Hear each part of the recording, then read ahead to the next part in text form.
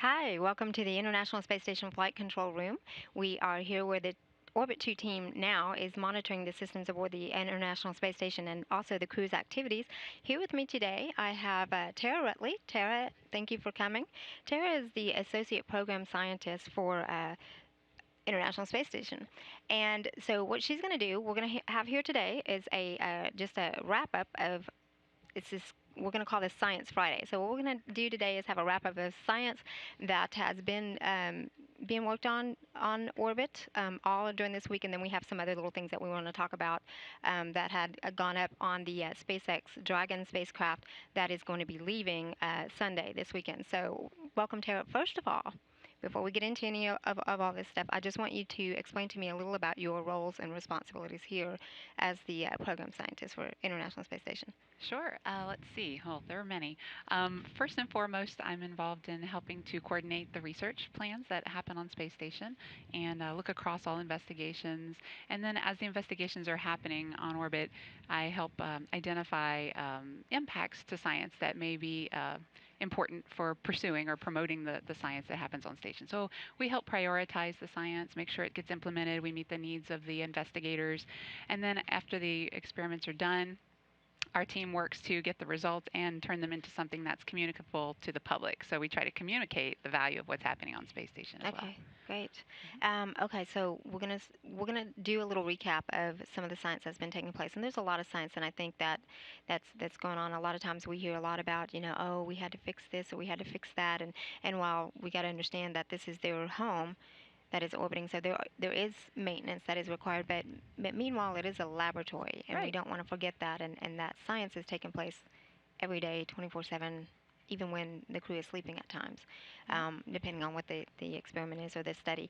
So first, before we get into some of these experiments or investigations that are taking place this week, I want to go and talk about this education publication. There was a recent publication that was done, and it really kind of goes over some all the history of the space station science. You want Mhm. to go ahead and talk about Sure, some of that?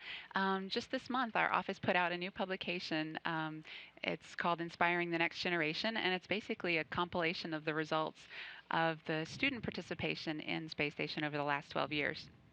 So just about every investigation that happens on orbit has some kind of educational component, whether it's true student design and competition, where it's actual student experiments on orbit, or it could be just all the way back to on orbit activities that can be pursued in the classroom in parallel, even crew call downs to students. All of these things are rolled into this publication in an effort to communicate the value of station in a way that promotes science, technology, engineering, and math. So the STEM is real critical, right, to space station value.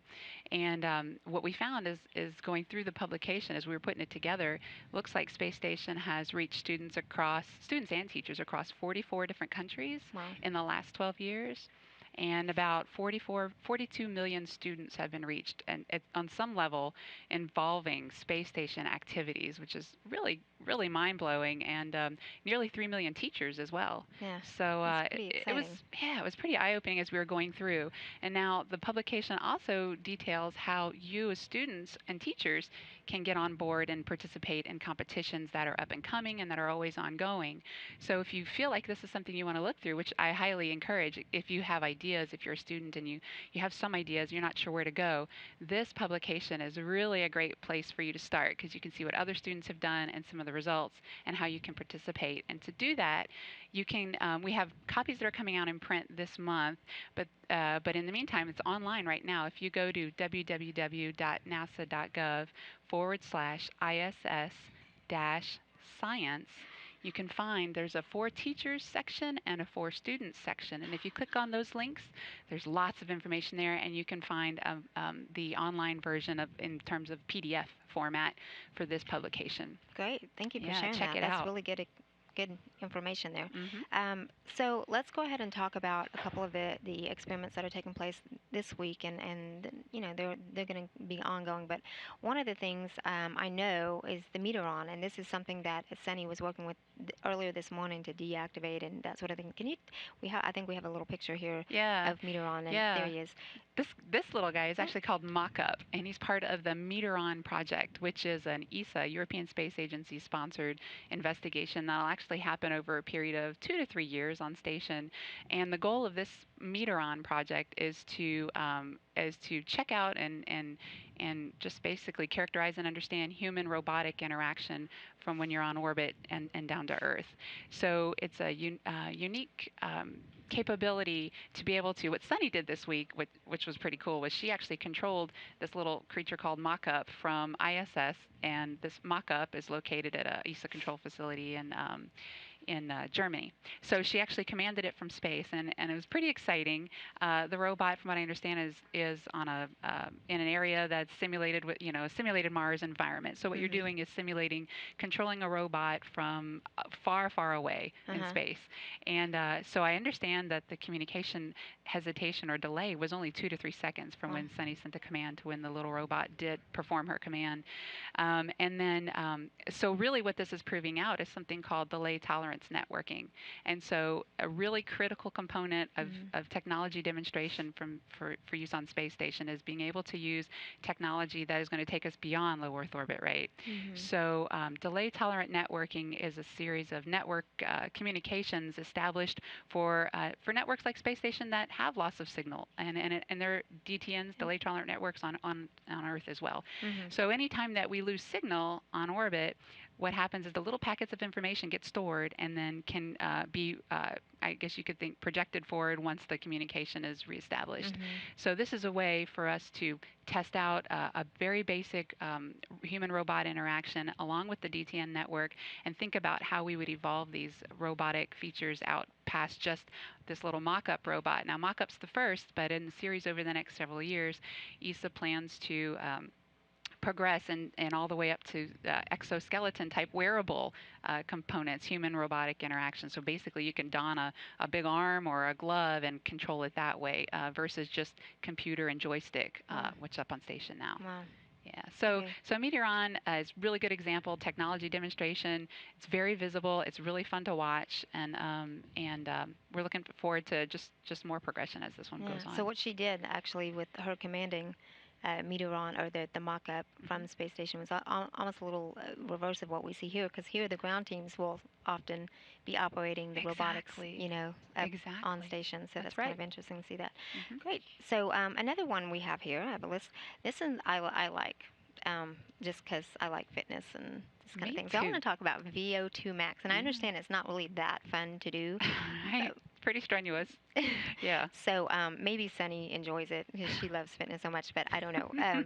So talk to me a little about VO2 max. What exactly? I mean, it's your the measurement of your aerobic capacity, but tell me, why is this important? Yeah, VO2 max. It's a measurement, like you said, of aerobic capacity. So how well the crew members can take up their oxygen as they're exercising, and it's done on Earth too, in athletes and anyone who's interested, and it's a reflection of your cardio fitness, your cardiovascular fitness, and your respiratory fitness, and that has huge impacts on your physical overall capabilities. Mm-hmm. And so, in terms of crew members, the reason why I want to check it out is because when the crew has to potentially maybe emergency egress. What kind of fitness are they in? What kind of cardio and respiratory shape are they in? Can they do it? Can they go on long, intense EVAs if we should go beyond low Earth orbit and arrive at a terrestrial location that they have to get out and start really manually laboring for a while? So the really cool thing about VO2 max is that it directly measures the crew as they're exercising. The crew breathes into a device and out of a device as they're really high intensity exercising. They got to go max. That's what the max stands for. Sure. So it's pretty intense. And the device that they're breathing in measures the carbon dioxide to oxygen ratio that they are taking in and producing, and then their calculations back on how efficient their lungs and their cardiovascular system are. And with VO2 Max this week, there was the very last session that was performed ever. So they wrapped up a study that I think has been ongoing since 2009, Huh? and they needed 12 subjects to be successful. human subjects. And human subjects is valuable and very sought after commodity on space station. But it's very critical to the human research program that we understand these things before we go beyond low Earth orbit. So it's really cool to get the last subject in. Now they're needed 12, and they got additional two more for good measure. As a scientist, you want to make sure you cover all your bases Right, and you have as much right. data as possible. And so I understand though, before they do this, they actually do their VO2 max, measure that before Yes, they leave, so they have a baseline for absolutely. comparison, and then on orbit, and then they And do then it again return again. on post flight Yeah, as well. pre-flight, in-flight, and on return to just measure across how much is lost, and then how much they actually will regain back once they land as well, I wonder over time. how they compare with some of the Olympics Yeah, I don't know. athletes Maybe we have Sunny will want to find that having out. good high numbers. Okay, so the next one, this one's kind of a fun one too, and actually we were talking about this earlier. Aki was actually just measuring the water volume of this particular habitat, and it's called the aquatic habitat. And this is kind of exciting because Yeah, it's for fish, it's fish. fish in There, space. yep, there So are talk fish to in me a little space. about this. Yeah, this is fun stuff, right? So the aquatic habitat was actually itself, the hardware was launched this summer on an HTV vehicle, and in the meantime, the crew have been working on and off to set up the water, test the pH, get all the bubbles out. Surprisingly, bubbles are a bad thing to have in a fluid environment in space. Set up the filtration units and get ready for the fish that just arrived on 32S. And I heard as of this morning, the fish, Medaka fish, have been inserted into the aquarium, and so the purpose of these Madaka fish is to basically start an investigation that looks at the development of fish over time in microgravity.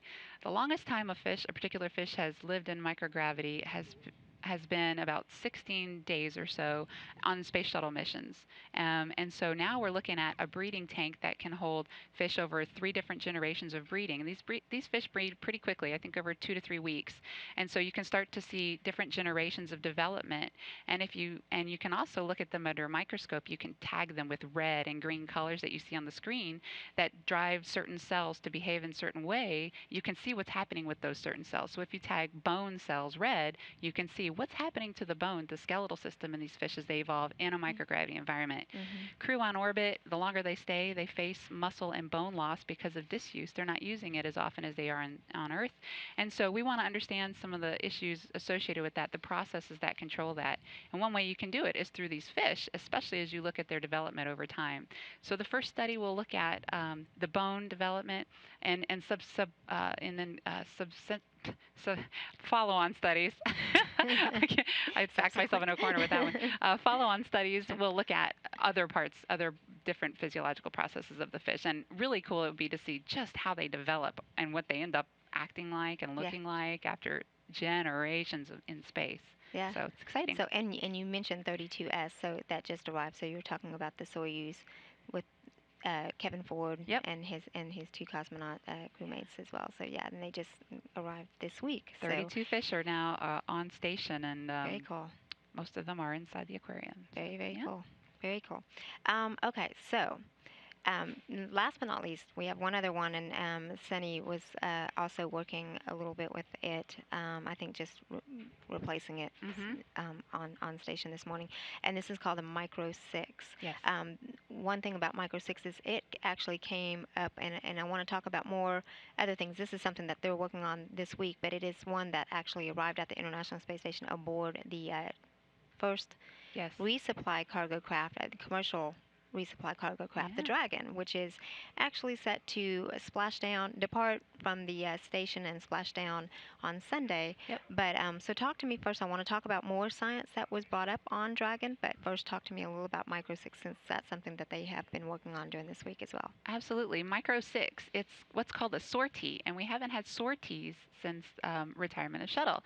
So a sortie is an investigation that you launch up on a vehicle, activate it during the time that the vehicle's docked, and then return it right away home. And since we haven't had return capabilities, we haven't had a sortie in a long time. So Micro 6 is one of 2 sorties that are on station right now. and it's coming home. Like you said, I saw the video of Sunny packing these what's called these gaps, these circular components inside of a return box that's coming home on SpaceX. And inside of these particular gaps, that's what the hardware is called, is a type of yeast called Candida albicans. And Candida albicans is a normal part of the microflora and flora that are located in your gut, and they're part of who we are. But sometimes, if your balance of these microbes inside your gut get off, these type of yeast can become more active and take over and cause issues such as yeast infections and thrust in the mouth. And so these infections can become an issue Mm-hmm. on Earth, but you can imagine they can also become an issue in space as well. So we're interested in them in terms of crew health. But what's really cool about the microgravity environment is that we found with the way bacteria behave and other microbes that sometimes certain ones become more aggressive in space, and so they'll upregulate their kind of nastiness. And so with that, we've been able to identify types of genes that are involved in driving that kind of aggressiveness. And if you can identify the types of genes that are involved in that behavior, you can potentially get to a cure or a vaccine or a Sure. treatment quicker. Mm-hmm. So that's what's being done with the Micro 6 investigation. The scientists who are sending this one up are going to get the samples home, and they're going to look at things like what genes were upregulated in these cells as they were incubated on space station in the microgravity Right. environment. Right. And then they might think about what might cause their activation based on these genes that are activated. What's causing this? What about the microgravity environment that's doing it?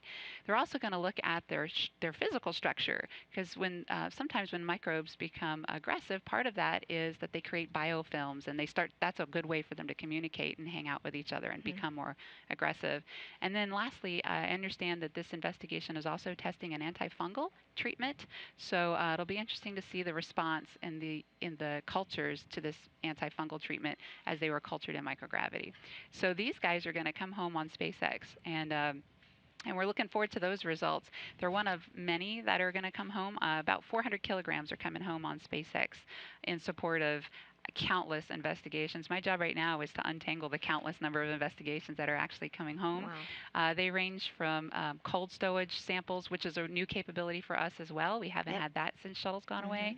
Being able to return samples that are frozen or cold, like the blood and the urine, the critical human samples, the critical plant tissue samples, things that have been up and in the freezers in space station for a while and need to come home before they expire, so to speak, and the cells start to break down. So the science return on these is critical, and that's a big return capability of SpaceX.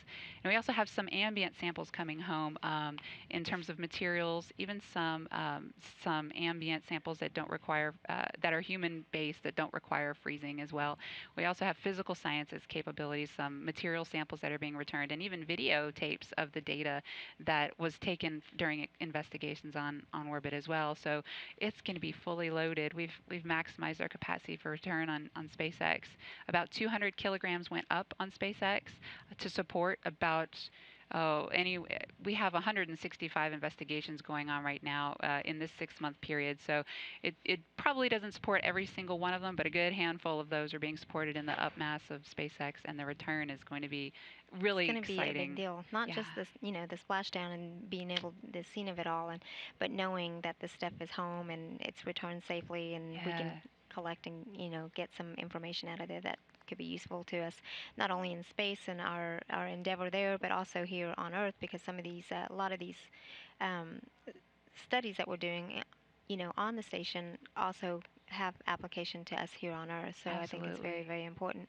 And as we know, we also the SpaceX Dragon is going to be splashing down on Sunday. It departs from the International Space Station Sunday morning.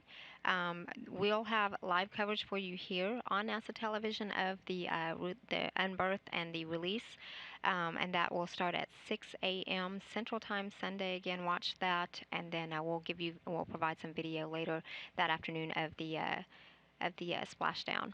And here are some of the time matches of everything that's going to be taking place. Again, the coverage will begin at 6 a.m. Central Time here on NASA television, with a release schedule for 8:26 a.m. and splashdown later at 2:20 p.m. that afternoon. Tara, thank you so much for coming here Yeah, and thanks giving for us this having me. Science Friday and giving us a wrap up again. Like I said, I think it's a very important element and something that we too often get caught up in the whole, we got to keep our home clean Yeah, and maintained, but it is a laboratory. that's right. And so thank you very much. And we also have a website you can go to Yep, at www.nasa.gov /station/research, and you can find all the information you want yep, that's it. and then some. Yeah, And thank you again for coming out. thanks. It's always so fun to come talk it. So thanks for inviting me. Great. Thank you.